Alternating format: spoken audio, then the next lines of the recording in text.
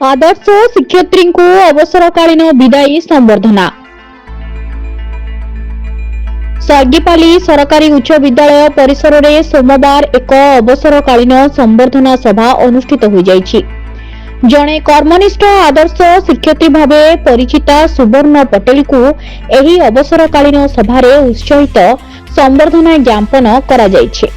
1999 मसीहा एप्रिल 3 तारिख रे से प्रथमे लेफ्रीपड़ा बालिका उच्च विद्यालय हिंदी शिक्षयित्री भाव में जोग देइथिले।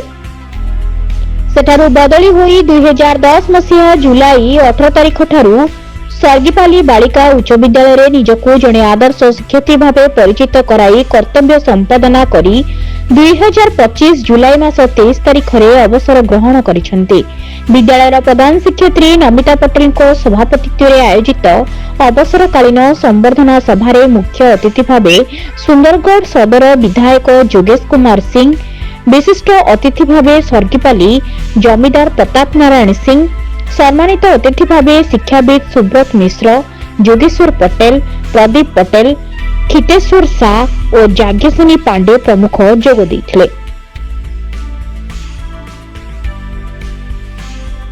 एही अवसर रे श्रीमती पटेल को विद्यालय तरफ उपढौकन मानपत्र पुष्पगुच्छ दिया जाई संबर्धना करा जाइतिबा बेले अवसर शिक्षक छात्र छात्री तरफ उपढौकन प्रदान पूर्वक संबर्धित करा जाइतला।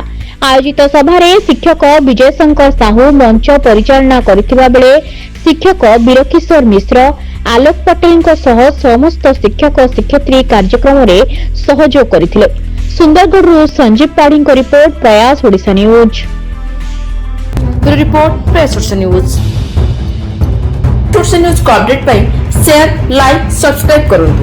अधिक खबर पाई www.prayasodishanews.in सर्च करंतु। धन्यवाद।